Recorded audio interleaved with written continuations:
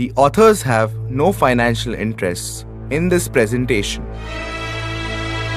This is a story of Aladdin, the charming street rat of Agrabah, who grows up to become the talk of the town because of his magic lamp, and the genie, jealous evil magician Jafar, wanted to take revenge. He cursed him, and next moment itself, Aladdin found himself aging. Puzzled and scarred, Aladdin rubbed his magic lamp. Suddenly, a strange fog filled up the room, and a voice said, "My master, I am the genie of this lamp. What is your wish?" Aladdin could not focus on near objects. Genie explained that this is presbyopia, the curse of the 40s. Many structural and physiological changes occur in the eye with the onset of presbyopia. At present, various static and dynamic techniques have been attempted to give presbyopes good vision for near, intermediate, and far viewing distances.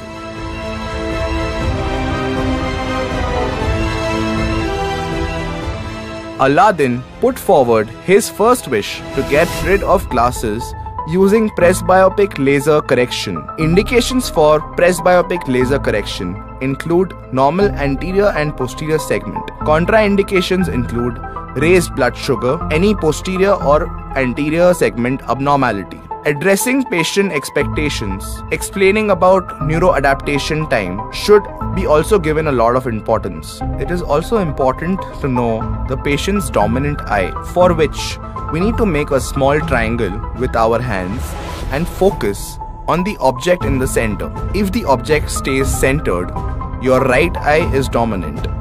If the object jumps, then the left eye is considered dominant. Micro-monovision testing can be done by first blocking the patient's view of chart.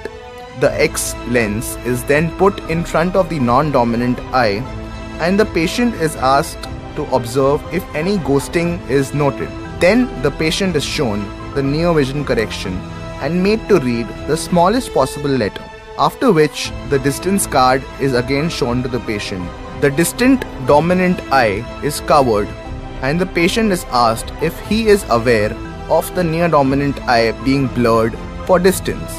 Depending if the patient can or cannot read N5, we then add or decrease 0.25 diopters and check again. Monovision correction is one technique of correcting presbyopia, where the dominant eye is corrected for distance to almost plano, whereas the non-dominant eye is corrected to be slightly myopic for near vision. This technique does not require any special platform. However, it leads to loss of stereopsis and thus compromised vision. To overcome this, Zeiss came up with Presbyon laser blended vision. The dominant eye in laser blended vision is corrected almost to plano, while the non-dominant eye is given a 1.5 diopter spherical addition. It is individualized treatment plan based on preoperative spherical aberration and the functional age of the eye, unlike monovision correction. Then came the concept of Presby LASIK, which is based on multifocal ablation of the cornea using excimer laser. In Presby LASIK, it is possible to either correct near vision peripherally or centrally, or in some cases using concentric alternate near-far zones.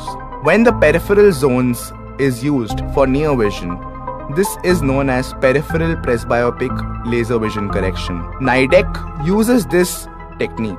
When the central zone is used for near vision, this is called as central presbyopic laser vision correction. Presbymax creates a bispheric multifocal profile. For each of the patient's eye, the central region of the cornea is optimized for near vision and the peripheral region for far vision. With the Presbymax module, it is now possible to choose between 4 different treatment types. Presbymax Symmetric treats the dominant and the non-dominant eye equally regarding depth of focus and the refractive target.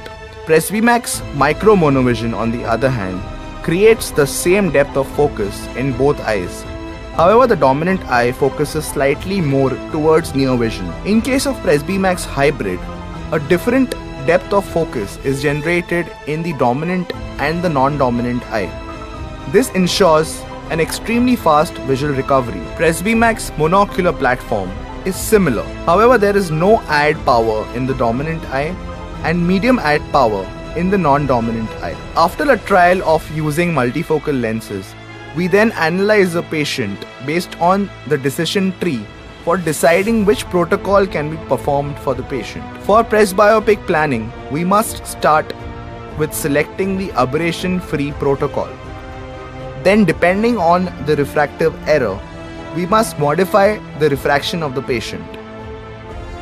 Once we input all the patient data, an addition of plus 1.75 diopter is used as all-rounder solution.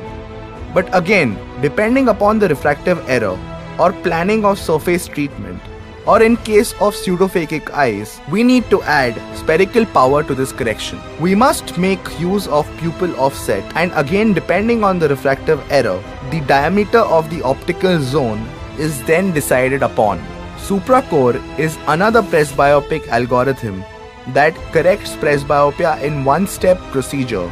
The SupraCore software creates a 12 mm elevation with negative spherical aberration in the central cornea, surrounded by an aspheric optimized mid-peripheral zone. In patients with myopia, the distant dominant eye is made plano, and a regular SupraCore is performed in the near dominant eye, whereas in a patient with hyperopia, the distant dominant eye is treated with soft SupraCore, that is 1.5 diopters near addition, to achieve a target of 0.